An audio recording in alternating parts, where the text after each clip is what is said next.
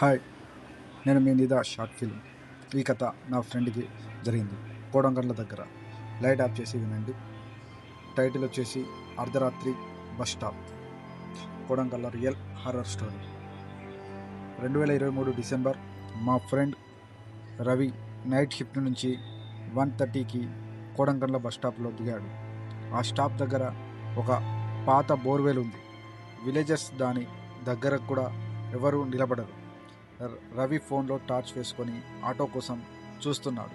అప్పుడు ఒక అమ్మాయి తెల్ల చీర జుట్టు విప్పుకొని బస్ స్టాప్ బెంచ్ మీద కూర్చొని ఉంది. రవి, అక్క, ఆటో వస్తుందా అని అడిగాడు.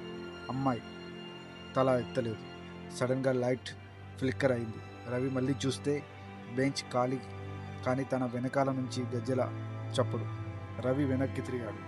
ఆ అమ్మాయి ఇప్పుడు బోర్వెల్ గట్టు మీద నిలబడి ఉంది, కానీ కాళ్ళు లేవు, గాలిలో తేలుతుంది.